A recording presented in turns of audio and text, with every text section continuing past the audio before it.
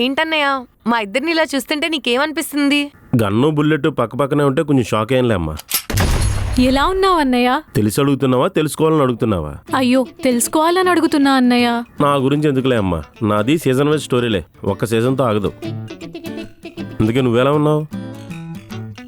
ఇప్పుడు నా పర్ఫార్మెన్స్ మొదలు పెట్టాలి. అసలు నా లైఫ్ ఏం బాలేదన్నయ్య. ఇదేంటి ట్విట్టర్లో పోస్ట్ పెట్టి డిలీట్ చేసినట్టు ఇలా యూటర్న్ తీసుకుంది?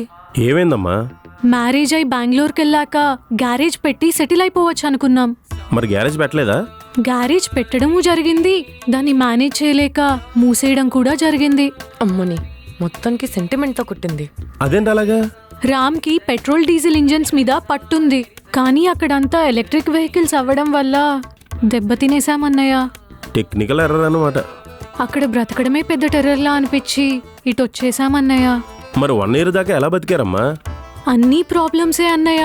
నెలకి 30,000 కూడా వచ్చేవి కాదు, ఏదో నెలకి 3 లక్షల వరకు వస్తాయి. మరి అత్తమ్మ వాళ్ళు ఏం సాయం చేయలేదా? వాళ్ళ ఆరోగ్యం కూడా అసలేం బాలేదన్నయ్య. అడుగు కూడా కింద పెట్టలేని పొజిషన్. అసలు కాలు కింద పెట్టనివ్వకుండా చూసుకుంటారు. వాళ్ళకి కోడలంటే సొంత కూతురుతో సమానం. నేనే వాళ్ళని చాలా జాగ్రత్తగా చూసుకుంటున్నాను. నోరిప్తే అన్ని అబద్ధాలే. వచ్చేదే నెలకి 30,000. వాళ్ళ హాస్పిటల్ ఖర్చులకే సగం అయిపోతున్నాయి. ఇంకా ఇంటి రెంట్, రేషన్ సరిపోక అప్పులు చేసి బతుకుతున్నామన్నయ్య. కనీసం ఒక కాల్ చేసినా నేను ఏదో ఒకటి చేసేవాడిని కదమ్మా. పడిపోయాడు. నాకు మీరు తప్ప ఎవరున్నారమ్మా? దానికి కష్టం వచ్చినప్పుడు నేరుగా వచ్చి అడిగింది. మరి నీకేమైంది? అన్నిటికీ చందులాగా నీ దగ్గరకు వచ్చి నిన్ను ఇబ్బంది పెట్టడం నాకు ఇష్టం లేదన్నయ్య.